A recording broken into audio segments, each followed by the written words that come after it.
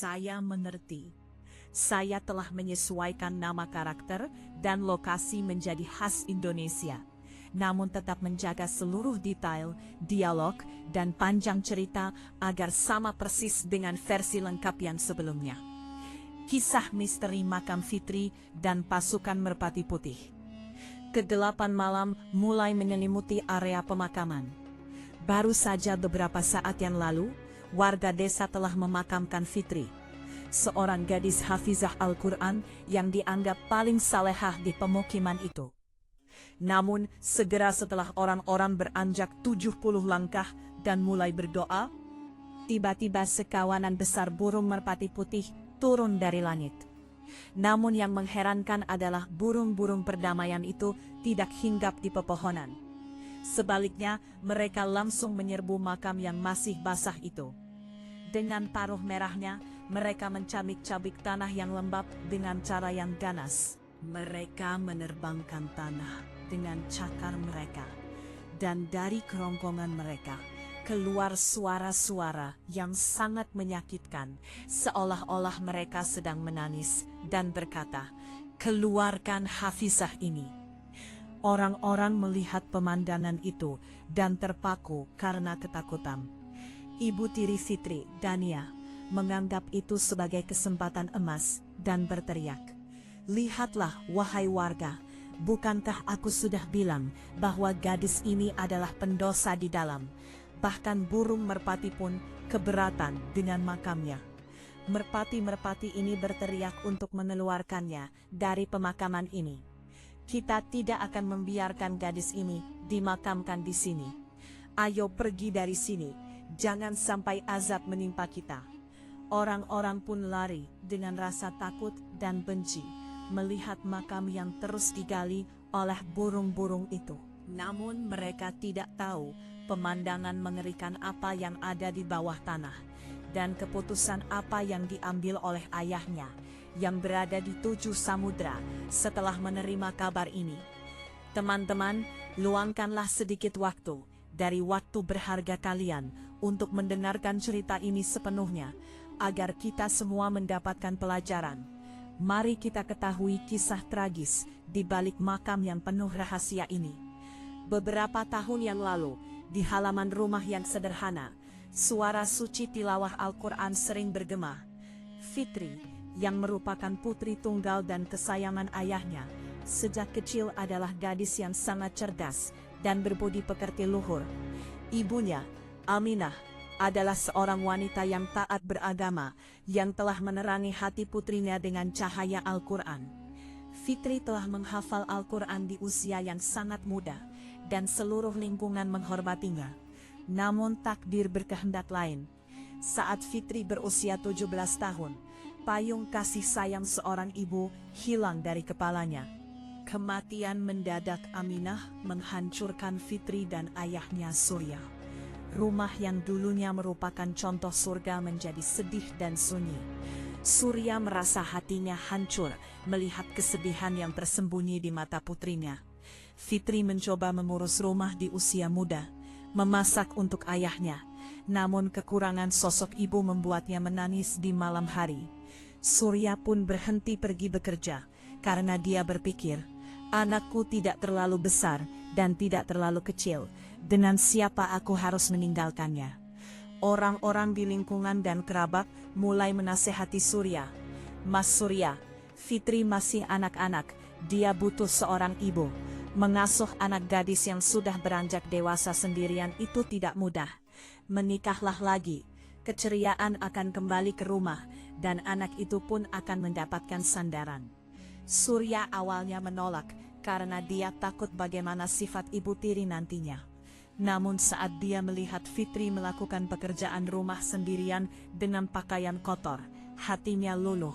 Dia berpikir, mungkin seorang wanita akan datang dan mengusap kepala anak ini dengan kasih sayang.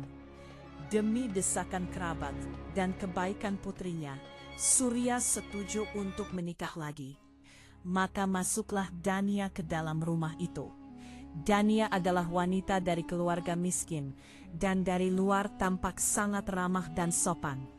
Di hari-hari awal pernikahan, dia tidak menyia-nyiakan kesempatan untuk memenangkan hati Surya dan Fitri.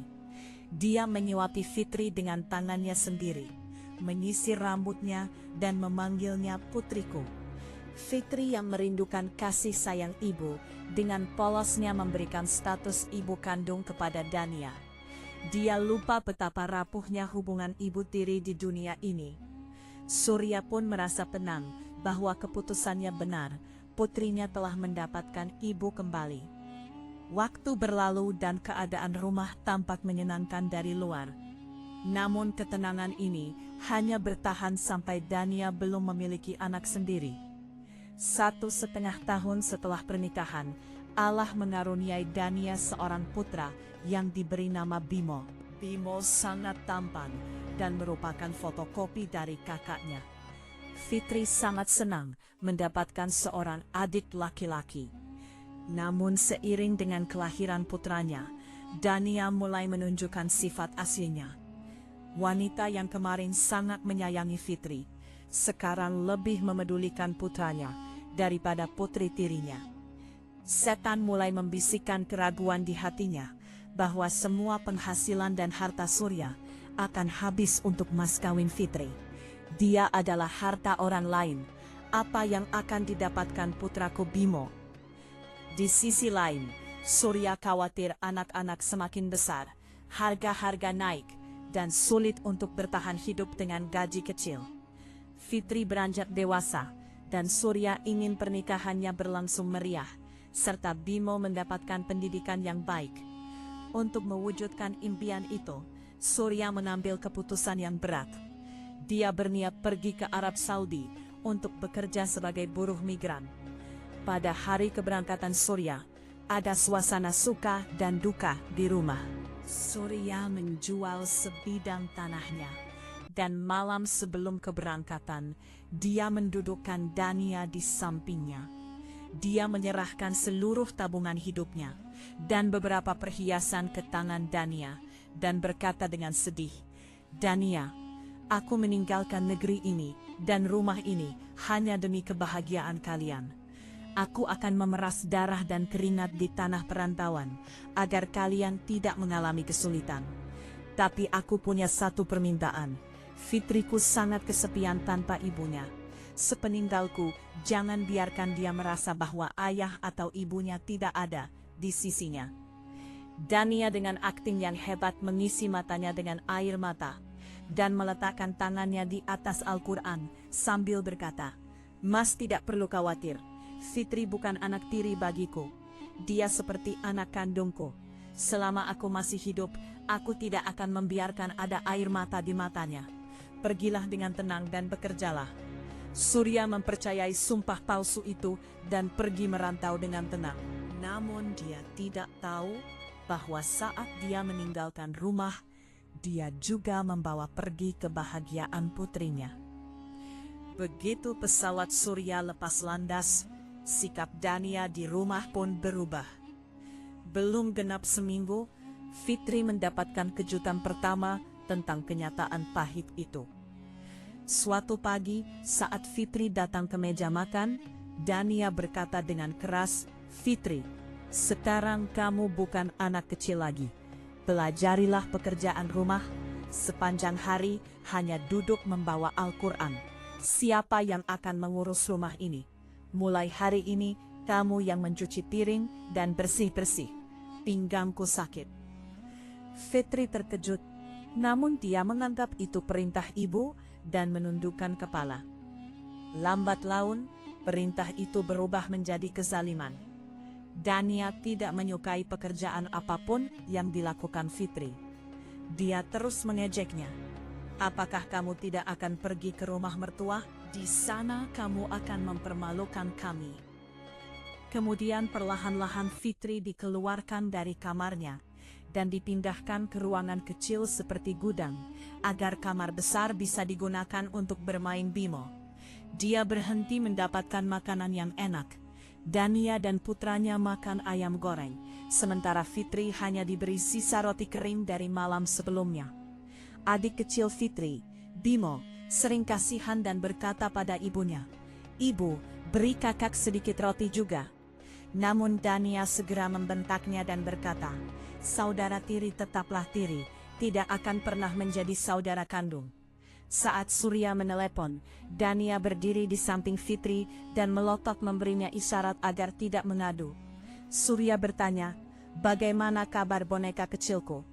Fitri menelan ludahnya, menahan air mata, dan berkata dengan suara bergetar, "Ayah, aku baik-baik saja, ibu sangat menjagaku."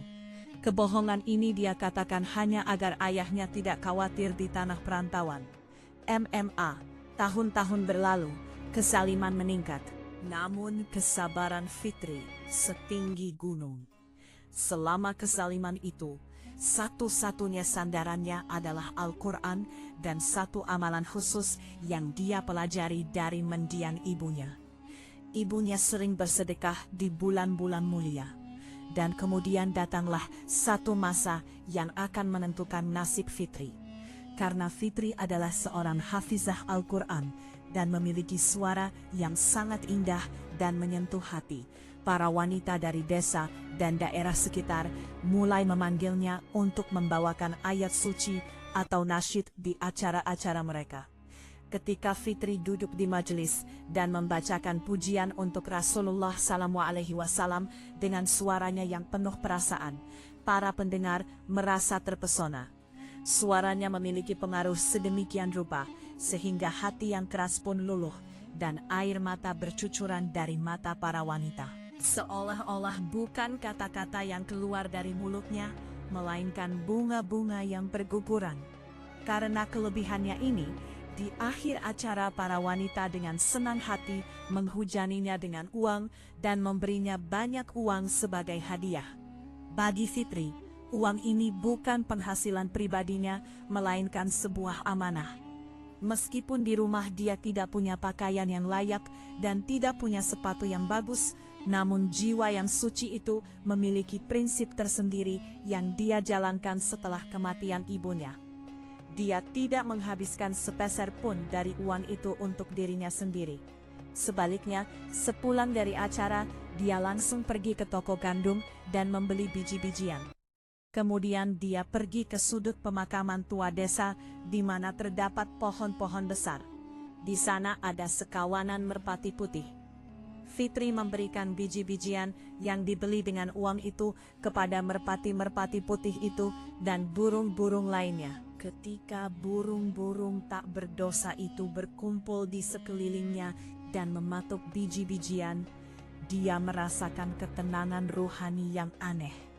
Dia sering berbicara dengan merpati-merpati itu dan berkata, "Wahai makhluk yang tak bisa bicara, jadilah saksi. Aku telah memberimu rezeki atas nama Allah. Besok pada hari kiamat ketika tidak ada siapa-siapa bagiku, maka kalianlah yang memberikan kesaksian untukku." Namun amalan Fitri ini menjadi duri di mata ibu tirinya, Dania. Dania yang matanya selalu tertuju pada harta, sama sekali tidak tahan melihat uang dibuang-buang untuk hewan dan burung yang tidak berguna. Setiap kali Fitri pulang setelah membaca nasyid, Dania langsung menggeledahnya di pintu dan merampas semua sisa uangnya. Namun saat dia tahu bahwa Fitri menghabiskan setengah uangnya untuk biji-bijian merpati, kiamat terjadi di rumah itu. Dania menjambak rambut Fitri dan berteriak, "Hai putri bangsawan, apakah ayahmu meninggalkan harta karun sehingga kamu mentraktir burung-burung? Di sini putraku Bimo merindukan barang-barang bagus, sedangkan kamu membuang uang itu di tanah dan hewan. Awas jika kamu menghabiskan sepeser pun lagi untuk merpati-merpati sialan itu. Bawa semua uang itu ke tanganku. Sedikit demi sedikit uang itu akan menjadi mas kawinmu. Aku bukan musuhmu, aku memikirkan keuntunganmu." Keserakahan Dania telah meningkat sedemikian rupa, sehingga dia menganggap penghasilan Fitri sebagai haknya, dan dia merasa burung-burung ini memakan hak putranya. Fitri terus menangis, terus dipukuli, namun dia tidak meninggalkan amalannya ini. Dia secara sembunyi-sembunyi menyembunyikan uang di saku bajunya atau di sudut selendangnya dan tetap memberi makan merpati-merpati itu. Karena dia merasa jika ada teman di penjara rumah ini, maka itu adalah merpati-merpati putih ini yang mendengarkan keluh kesahnya. Keadaan rumah semakin memburuk dari hari ke hari, dan sikap Dania semakin ganas, karena dia telah menerima kabar bahwa Surya akan kembali untuk selamanya, dan dia juga telah menetapkan perjodohan untuk Fitri. Dania tahu jika Surya datang dan melihat Fitri dalam kondisi seburuk itu, atau jika Fitri memberitahu bahwa Dania merampas uang nasyidnya dan membiarkannya lapar, maka Surya akan mengusirnya dari rumah dan memberikan seluruh harta atas nama Fitri. Ketakutan ini memakan Dania dari dalam. Suatu hari saat Fitri kembali setelah acara pengajian, dan seperti biasa, dia telah memberikan biji-bijian kepada merpati dengan sisa uangnya. Dania memukulnya begitu keras, hingga tubuh Fitri lebam biru. Fitri merintih kesakitan. Namun setan sedang merasuki kepala Dania. Dia berpikir sudah waktunya untuk mengakhiri pertengkaran setiap hari ini. Gadis ini tidak boleh ada, dan dia tidak boleh merampok hak putranya. Ada kilatan dingin dan kejam di mata Dania. Dia memutuskan sebelum Surya datang, dia akan mengatur Fitri sedemikian rupa, sehingga masalah selesai tanpa meninggalkan jejak. Dengan niat jahat ini, keesokan harinya dia pergi ke seorang dukun tabib yang bereputasi buruk di desa tetangga, yang biasa membuat obat-obatan dari herbal yang tidak membunuh manusia secara langsung, namun membuatnya tertidur begitu dalam sehingga perbedaan antara hidup dan mati menghilang. Dania tidak tahu bahwa gadis yang rencananya akan dia masukkan ke dalam tanah, biji-bijian yang diberikannya tersimpan di perut merpati-merpati putih itu. Dan burung-burung inilah yang akan segera kembali sebagai pasukan yang tidak bisa dilawan oleh segala kelicikan Dania. Namun untuk saat ini, Fitri tidak tahu bahwa malam terakhir dalam hidupnya sudah dekat. Dan tempat tinggal berikutnya adalah makam yang gelap di mana kembali dianggap mustahil. Begitu bayangan malam semakin dalam, Dania melilitkan selendangnya dengan baik di wajahnya dan menuju ke gubuk kuno dan sunyi di pinggiran desa tempat tinggal tabib jahat itu. Dania memastikan tidak ada yang melihatnya, lalu masuk dengan langkah pelan. Tabib melihatnya dengan pandangan bertanya. Lalu Dania mengeluarkan segepok uang dari sakunya dan berakting polos sambil berkata, "Tabib, ada anjing gila yang masuk ke rumahku. Sangat berbahaya. Tapi hatiku sangat lemah. Aku tidak bisa berpikir untuk mengambil nyawa makhluk hidup. Aku sangat kasihan pada hewan, jadi aku tidak ingin membunuhnya dengan racun. Berikan saja aku obat yang membuatnya pingsan selama 24 jam seperti mati begitu dia memakannya, agar kami bisa memasukkannya ke dalam karung dan membuangnya jauh-jauh ke tempat sunyi di mana dia tidak bisa kembali lagi." Tabib mengabaikan kilatan setan di mata Dania karena melihat kilatan uang. Dia mengangguk dan mengeluarkan bungkusan hitam dari peti tua dan memperingatkan, "Istriku, sejumput ini saja cukup untuk menjatuhkan seekor gajah. Obat ini membuat tubuh benar-benar seperti mayat selama 24 jam. Nadi tenggelam dan napas berhenti, tapi otot tetap terjaga. Ingatlah, setelah 24 jam efeknya akan hilang." Dania menyambar bungkusan itu dan berpikir dalam hati, "Hai tabib bodoh, 24 jam itu sangat lama." Pada saat itu, dia sudah berada di bawah tanah, di mana setelah sadar pun tidak ada jalan kembali. Sekali makam tertutup, napasnya akan berhenti selamanya. Dia membawa rencana setan itu ke rumah, dan langsung pergi ke dapur membuatkan puding kesukaan Fitri. Dengan tangan gemetar, dia mencampurkan seluruh bubuk itu ke dalam puding, dan mengaduknya dengan baik, agar rasanya tidak berubah.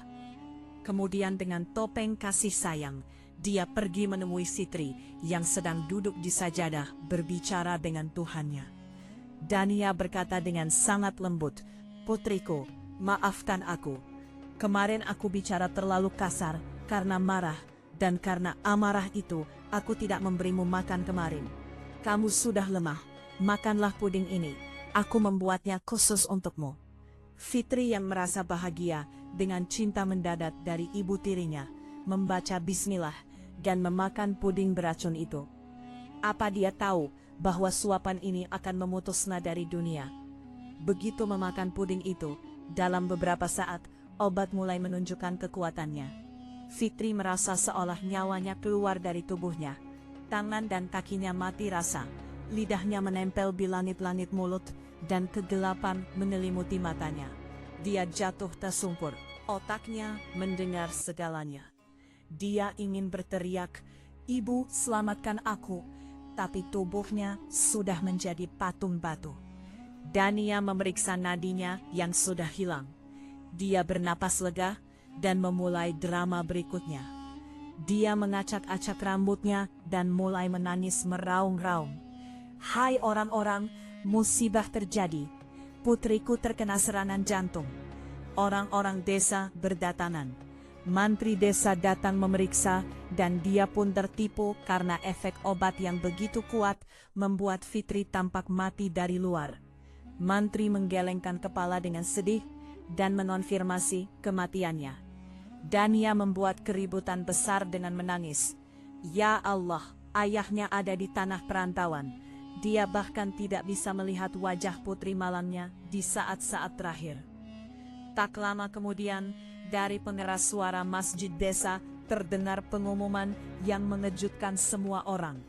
"Hadirat, ada kabar yang sangat menyedihkan bahwa Fitri binti Surya telah wafat. Jenazahnya akan disalatkan malam ini juga." Orang-orang desa yang tahu kesehatan dan kemudahan Fitri terkejut dan keluar dari rumah. Para wanita naik ke atap, merasa sedih bahwa gadis pembaca nasyid itu telah pergi. Tidak ada yang percaya. Orang-orang juga heran mengapa Fitri harus dimakamkan malam-malam. Mereka bertanya kepada Dania, dan Dania sambil menangis memberitahu bahwa dokter menyarankan agar segera dimakamkan, jika tidak perutnya akan mulai membengkak. "Aku sudah menelepon ayahnya. Majikannya di sana sangat mempersulit. Dia tidak bisa datang ke pemakaman. Jadi dia memberiku izin untuk memakamkan putrinya dengan hormat di hadapanku." Padahal kenyataannya, Surya tidak tahu apa-apa bahwa putrinya telah meninggal. Dia bekerja di Arab Saudi agar bisa membawa pulang tabungan untuk menikahkan putrinya. Beberapa saat kemudian, wanita pemandi jenazah datang. Saat air dingin menyentuh tubuh Fitri yang masih hidup, dia meronta di dalam hati, namun tidak bisa mengaduh. Wanita pemandi jenazah tiba-tiba terkejut dan memberitahu Dania, "Aku rasa Fitri masih hidup." Dania berkata dengan marah, "Malulah sedikit. Apakah kamu tidak percaya saat seseorang sudah pergi dari dunia, bagaimana dia bisa kembali? Lakukan saja apa yang diperintahkan." Wanita tua itu terdiam. Kemudian Fitri dikafani. Dia melihat segalanya, mendengar segalanya, bagaimana persiapan dilakukan untuk menyerahkannya ke makam yang gelap. Dia tahu bahwa setelah 24 jam ketika dia sadar, dia akan mati karena sesak di kegelapan makam. Akhirnya dia diletakkan di keranda dan diangkat. Dalam cahaya lentera, jenazah misterius itu dibawa menuju pemakaman di kesunyian malam.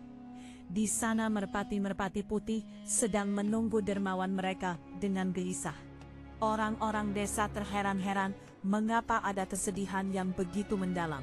Namun mereka tidak tahu bahwa ini bukan jenazah, melainkan konspirasi untuk mengubur orang hidup-hidup ke dalam tanah. Dan kemudian momen yang mendebarkan itu tiba ketika keberadaan hidup Fitri disembunyikan di bawah papan kayu. Laki-laki kuat di desa itu mengangkat cangkul dan sekop. Dan dalam sekejap hujan tanah dimulai di atas Hafizah yang tak berdosa itu. Fitri yang terbaring pingsan karena obat di dalam makam. Tubuhnya diam, namun rohnya berteriak. Dia mendengar setiap suara tanah yang jatuh. Dengan setiap sekop, napasnya semakin sesak dan kegelapan semakin dalam. Dia tidak percaya bahwa orang-orang yang dia anggap miliknya telah menguburnya hidup-hidup. Dia hanya meminta satu doa dalam hati. Ya Allah, aku dulunya adalah ratu bagi ayahku, tapi ibu tiri telah menghilangkan semua kasih sayang itu. Ya Tuhan, kirimkanlah ayahku dengan cara apapun. Akhirnya makam diratakan, air dipercikan, dan kelopak bunga ditaburkan. Orang-orang kembali ke rumah setelah membaca Al-Fatihah. Namun merpati-merpati putih itu tetap bersembunyi di pepohonan sekitar, seolah-olah mereka tidak siap menerima kezaliman ini. Sesampainya di rumah, Dania bernapas lega, dan ada senyuman kemenangan di wajahnya karena saingannya telah hilang. Dia mengisi matanya dengan air agar air mata buayanya lebih efektif. Dan dengan tangan gemetar, dia menelepon Surya di Arab Saudi. Begitu telepon berdering, Surya mengangkatnya dengan tidak sabar. Mungkin dia mengharapkan kabar baik tentang putrinya. Namun dari seberang, terdengar suara Dania yang menangis meraung-raung. Mas Surya, kita hancur, kita binasa. Fitri kesayanganmu telah meninggalkan kita. Kata-kata ini masuk ke telinga Surya seperti timah panas. Anah di bawah kakinya terasa hilang. Dia bersandar di dinding dan bertanya dengan suara gemetar. Omong kosong apa yang kamu bicarakan? Putriku baik-baik saja. Apa yang terjadi padanya? Dania menceritakan cerita liciknya. Apalagi yang bisa kukatakan? Sore tadi, tiba-tiba perutnya sakit dan kemudian kena serangan jantung. Kami ingin membawanya ke dokter, tapi dia mengembuskan napas terakhir di jalan. Dan Mas Surya, kondisi jenazahnya sedemikian rupa sehingga kami tidak bisa menunggu. Perutnya tiba-tiba membengkak, wajahnya membiru dan mulai rusak.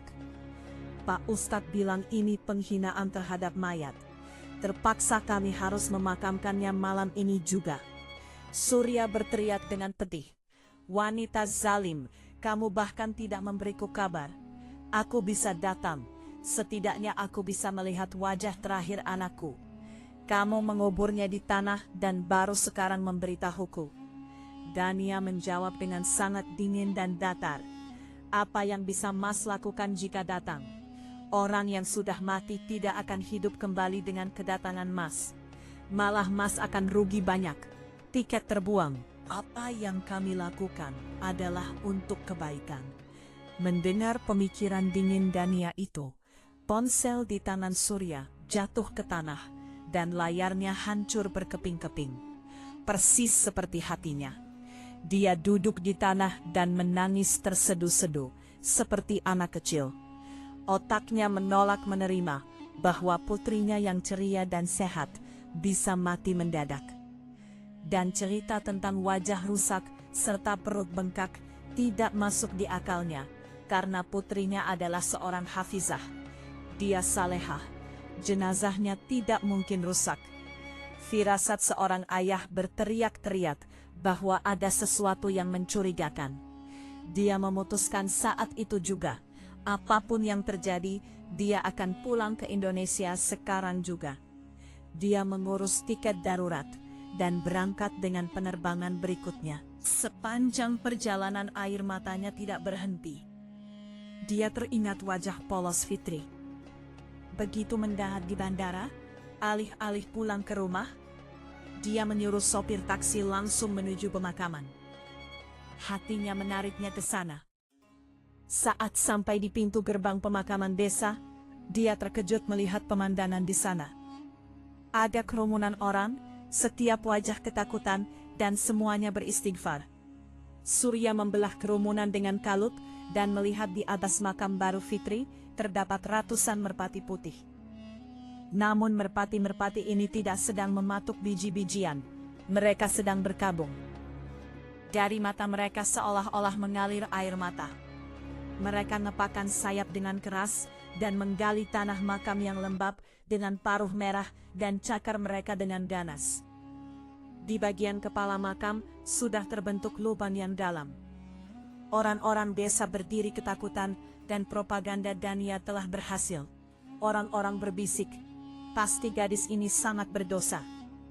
Lihatlah, burung-burung pun tidak menerima makamnya. Mereka datang untuk mencabiknya.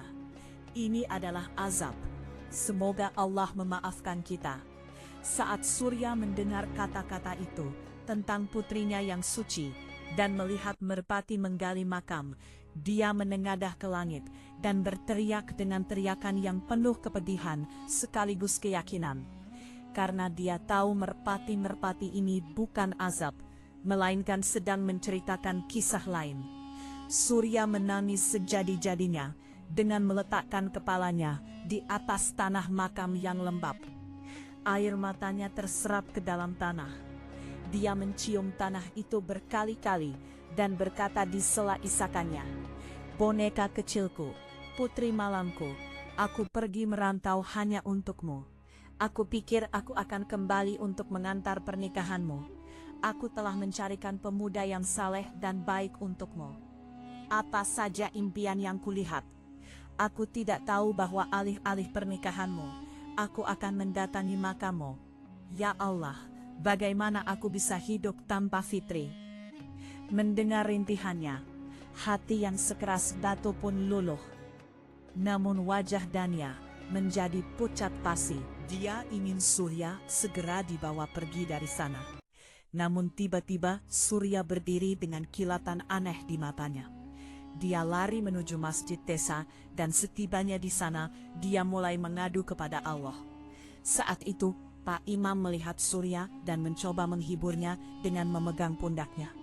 Namun Surya jatuh di kaki Pak Imam. Dia menangis berkata, "Pak Imam, demi Allah, tolonglah aku. Hatiku bersaksi bahwa ada yang salah dengan putriku. Merpati-merpati ini tidak mungkin berbohong. Berikan aku izin untuk membuka makam sekali saja. Jika putriku benar-benar sudah mati, aku sendiri yang akan menimbunnya kembali. Tapi biarkan aku memastikannya." Pak Imam yang juga heran dengan tingkah merpati itu dan tidak tega melihat kondisi Surya, mengangguk dan berkata, "Allah yang tahu rahasianya. Jika hati seorang ayah tidak tenang, apa salahnya memeriksa?" Pak Imam, tokoh desa, dan beberapa orang tua mendampingi Surya ke pemakaman. Dania mencoba membuat keributan bahwa ini adalah dosa, jenazah akan tersakiti. Namun tokoh desa membentaknya agar diam. Surya membaca bismillah dan mengangkat sekop, mulai membuang tanah dengan kalut. Dua pemuda lainnya ikut membantu. Dan secara mengherankan, begitu proses penggalian dimulai, ratusan merpati putih yang tadinya bersuara berisik dan mencakar tanah, tiba-tiba menjadi sangat diam dan dengan tenang hinggap di dahan pohon sekitar makam. Seolah-olah mereka yakin bahwa dermawan mereka sekarang berada di tanah yang aman dan misi mereka telah selesai. Diamnya mereka yang misterius memperkuat keyakinan orang-orang bahwa ini bukan kejadian biasa. Tak lama kemudian, makam terbuka dan papan kayu terlihat. Surya dengan tangan gemetar mengangkat papan itu dan turun ke bawah. Dengan tangan yang gemetar, dia membuka ikatan kain kafan dan membuka penutup wajahnya. Fitri wajahnya tampak seperti biasa, tenang dan bercahaya. Namun tiba-tiba, Surya merasakan ada sedikit kehangatan di dalam kafan. Dia memegang tangan putrinya dan merasakan gerakan samar di nadinya. Pada saat itu juga, embusan udara segar dan berakhirnya efek obat melakukan tugasnya. Lubang hidung Fitri kembang kempis dan dia menarik napas panjang dan dalam. Suara itu bergema di kesunyian makam. Surya berteriak karena gembira dan terkejut. "Putriku hidup, orang-orang, Fitriku hidup!" Melihat pemandangan ini, Pak Imam mengumandangkan takbir dengan keras. Allahu Akbar. Fitri perlahan membuka matanya. Dia melihat wajah ayahnya yang samar-samar di depannya. Dia berkata dengan suara lemah, "Ayah, aku merasa sangat gelap. Keluarkan aku dari sini." Surya dengan tangan gemetar mengeluarkan putrinya yang setengah mati dari lingkaran makam yang gelap. Tubuh Fitri bergetar seperti daun kering. Meskipun mendapatkan udara segar, napasnya terengah-engah karena kekurangan oksigen yang parah di dalam makam yang sempit, dan dia kembali pingsan. Wajahnya pucat dan bibirnya membiru, seolah kematian telah menyentuhnya lalu melepaskannya. Kondisi ini membuat hati setiap orang di sana bergetar. Orang-orang desa segera membantu Surya. Seseorang membawa mobilnya, dan dengan membaringkan Fitri di kursi belakang, mobil dilarikan menuju rumah sakit di kota. Surya meletakkan kepala putrinya di pangkuannya dan mengusap wajahnya berkali-kali sambil berkata, "Anakku, buka matamu. Ayah sudah datang. Aku tidak akan membiarkan apapun terjadi padamu." Sesampainya di rumah sakit, dokter di unit gawat darurat memasang oksigen pada Fitri dan mulai merawatnya. Surya berdiri di koridor luar sambil menyandarkan kepala ke dinding dan menangis terseduh-seduh, memohon nyawa putrinya kepada Tuhannya. Waktu terasa merayap, dan setiap saat terasa seperti kiamat bagi Surya. Akhirnya, setelah perjuangan berjam-jam, dokter keluar dan memberikan kabar gembira bahwa putrinya sudah melewati masa kritis. Allah telah memberinya kehidupan baru. Surya berlari tanpa alas kaki masuk ke ruangan dan melihat kilatan kesadaran telah kembali di mata Fitri. Namun dia tampak sangat lemah. Melihat ayahnya, bendungan kesabaran Fitri pecah dan dia menangis terseduh-seduh. Surya memeluk belahan jiwanya itu. Air mata ayah dan anak membuat suasana rumah sakit menjadi haru. Fitri di sela isakannya mengucapkan kata-kata yang menyayat hati Surya. Dia berkata dengan pedih, "Ayah, Anda meninggalkan aku sebagai seorang ratu dengan impian pernikahan. Tapi setelah Anda pergi, ratu kesayangan Anda ini dihancurkan. Ayah, aku meminta kasih sayang ibu, tapi sebagai balasan aku hanya mendapatkan kehinaan dan kelaparan. Wanita yang Anda titipkan aku padanya, dan yang bersumpah di atas Al-Quran, dia tidak menjadi ibu. Ayah, dia adalah ibu tiri dan tetap menjadi ibu tiri. Dia merampas buku-bukuku, menjadikanku pembantu. Uang yang Anda kirim tidak dia habiskan untukku, tapi untuk putranya dan dirinya sendiri. Aku tidur dalam keadaan lapar, ayah. Uang yang kudapatkan dari membaca nasyid dia rampas dariku. Dia memukulku karena aku memberi makan merpati. Dan ayah, tadi malam dia memberiku puding dengan penuh kasih sayang. Aku pikir ibuku sudah luluh. Mana ku tahu dia memberiku tidur kematian. Aku memohon padanya sambil meronta. Ibu bawa aku ke rumah sakit, tapi dia malah tertawa terbahak-bahak. Dia menguburku hidup-hidup di makam. Jika merpati itu tidak datang, aku akan mati sesak di kegelapan. Aku sangat takut kegelapan, ayah." Mendengar jeritan Fitri, para perawat dan dokter yang ada di sana pun ikut menangis. Wajah Surya memerah karena marah dan sedih.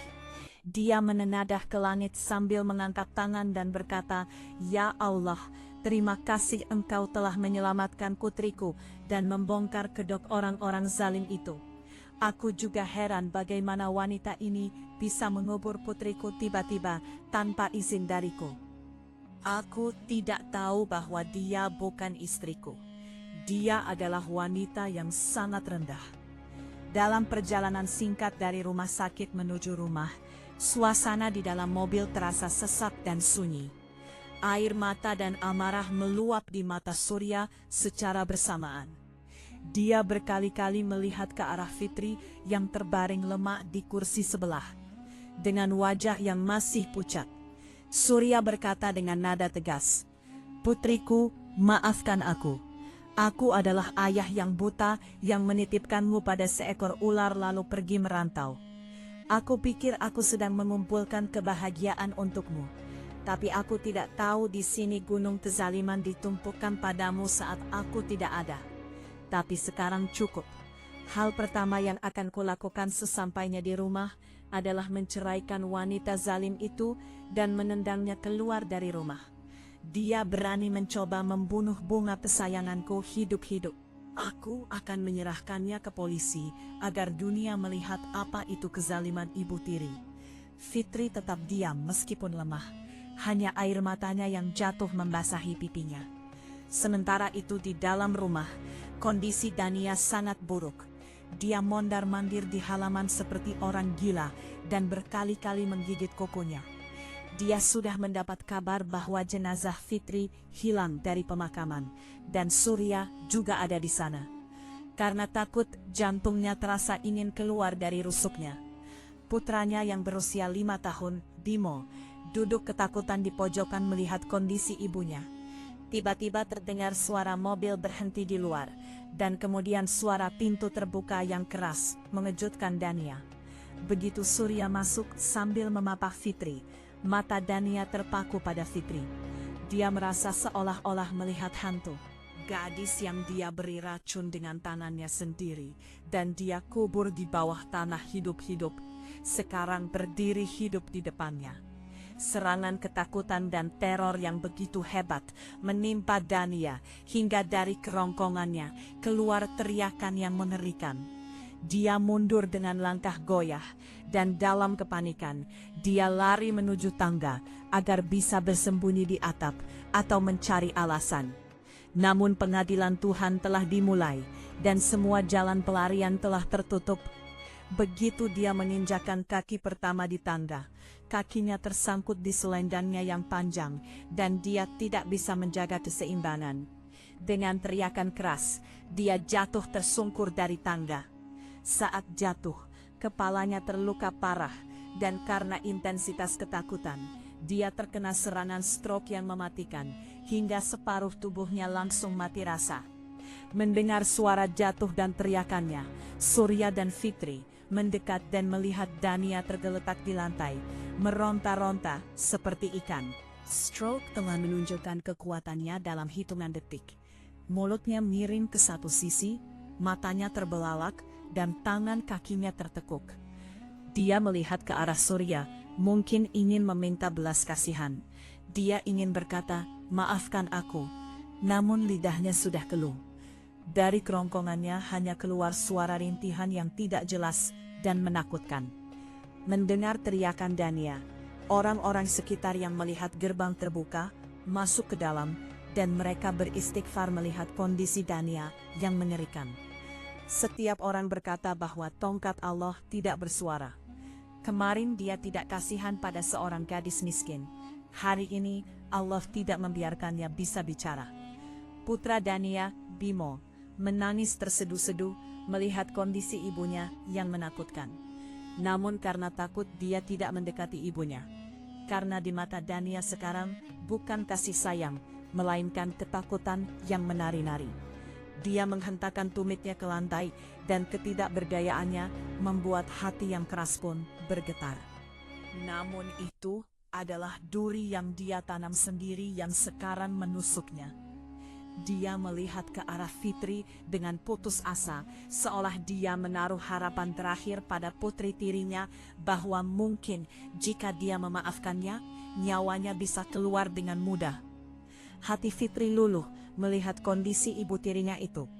Meskipun telah mengalami segala kezaliman, sebagai seorang pengemban Al-Quran, dia mendekatinya dan meletakkan tangan di keningnya. Karena sentuhan Fitri, air mata berdarah mengalir dari mata Dania. Surya membuang muka dengan marah dan berkata, "Biarkan dia mati. Dia tidak menyia-nyiakan kesempatan untuk membunuh putriku yang penuh kasih sayang." Namun keputusan takdir sudah bulat. Dania menarik napas tersengal yang keras dan menyakitkan. Seluruh tubuhnya menegang dan ruhnya ditarik dari keberadaannya. Dia sampai pada akhirnya. Begitu dia meninggal, suasana duka menyelimuti rumah. Tetangga dan orang-orang sekitar bersama-sama mengatur penguburan. Namun amarah orang-orang desa belum reda. Mereka memutuskan untuk mengubur wanita ini di makam yang sama, yang kemarin dia siapkan untuk Fitri dan masih terbuka. Ini adalah pembalasan takdir yang aneh. Lubang yang disiapkan Dania untuk Fitri, hari ini dia sendiri yang menjadi makanannya. Jenazah diangkat dan dibawa ke pemakaman yang sama. Ketika dia diturunkan ke makam yang sama, orang yang melihat merasa bahwa tanah makam itu terasa sempit baginya. Setelah pemakaman, ketika semua orang kembali, suasana rumah sangat menyedihkan. Putra Dania, Bimo, duduk sendirian di pojok halaman sambil terisak. Wajahnya basah oleh air mata, dan dia tampak lemas karena lapar dan takut. Dia tidak tahu harus pergi ke siapa. Surya pun karena marah dan sedih tidak mau melihat ke arah anak itu, karena dia melihat bayangan Dania pada anak yang tak berdosa itu. Melihat Bimo yang kesepian dan terlantar, hati Fitri terasa sesak. Meskipun masih sangat lemah, dia berdiri dan berjalan goyah menuju Bimo. Dia memeluk anak yang menangis itu dalam dekapannya dan mencium keningnya. Bimo melihat kakaknya dengan takut-takut. Seolah takut sekarang setelah ibunya tidak ada, kakaknya juga akan memukulnya. Namun Fitri mendekapnya di dadanya dan berkata sambil menangis, "Adikku, kenapa kamu takut? Jangan menangis. Apa yang dilakukan ibumu padaku adalah urusan dia dengan Allah. Tapi kamu adalah darahku. Kamu adalah adik kecilku. Kamu tidak bersalah." Surya melihat putrinya dengan heran, karena dia memeluk putra dari musuhnya. Fitri melihat ke arah ayahnya dan mengucapkan kalimat bersejarah yang membuat semua orang yang ada di sana menangis. Dia berkata, "Ayah, anak ini tidak berdosa. Dania memperlakukanku seperti anak tiri, membiarkanku lapar, memukulku. Tapi ayah, aku bukan Dania. Aku adalah seorang hafizah. Aku telah membaca Al-Quran, dan Al-Quran tidak mengajarkan balas dendam, melainkan memaafkan. Aku berjanji, aku tidak akan pernah bersikap seperti ibu tiri kepada anak ini. Aku akan mengasuhnya sebagai ibu kandung. Aku tidak akan pernah memberinya roti kering dan tidak akan pernah membiarkannya merasa bahwa dia tidak punya ibu. Agar dia tumbuh besar bukan menjadi zalim seperti ibunya, melainkan menjadi penyayang seperti kita." Mendengar ucapan Fitri, dada Surya membusung karena bangga. Ketika pemandangan peringatan yang mengerikan itu mencapai puncaknya dan bumi telah menelan kezaliman, ketenangan yang mendalam dan penuh makna menyelimuti pemakaman. Jantung orang-orang masih berdebar kencang dan mata semua orang tertuju pada gadis ajaib Fitri yang kembali dari mulut kematian. Kemudian sesepuh desa, Pak Imam, yang matanya masih menyimpan bayangan keheranan, maju perlahan dan meletakkan tangannya yang gemetar di kepala Fitri dengan penuh kasih sayang. Beliau berkata, "Putriku, sampai hari ini kami telah melihat manusia membantu manusia, tapi kami belum pernah melihat burung menggali makam dan menjaganya seperti ini. Sebenarnya hubungan apa yang kamu miliki dengan merpati-merpati putih itu? Bagaimana makhluk tak berdosa yang tidak punya akal ini tahu bahwa kamu masih hidup di bawah tanah? Amalan apa yang telah menurunkan burung-burung langit ke bumi?" Mendengar pertanyaan ini, Fitri membenarkan selendangnya dengan tangannya yang lemah. Air mata menggenang di matanya dan dia melihat ke arah merpati-merpati putih yang sekarang berjajar di dinding sedang melihatnya. Fitri mulai bicara dengan nada sedih sehingga suasana menjadi sunyi senyap. Dia berkata, "Pak Imam dan orang-orang desaku, merpati-merpati ini bukan saksi ibadahku, melainkan mereka adalah saksi dari rezeki halal yang aku habiskan untuk mereka. Kalian semua tahu ketika aku membacakan nasyid atau ayat suci di acara pengajian, kalian semua menghujaniku dengan uang. Ibu tiriku merampas semua uang itu, tapi aku menyembunyikan sebagian dari uang itu dengan menekan kebutuhanku sendiri untuk membeli gandum dan biji-bijian bagi makhluk tak berdosa ini. Ini adalah prinsipku, biarlah aku lapar, tapi jangan biarkan mereka lapar.